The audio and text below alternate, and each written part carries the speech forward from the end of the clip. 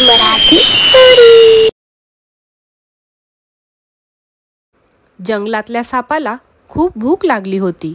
काय करावे काही सुचेना. तो रात्रीच्या वेळेस गावात शिरला.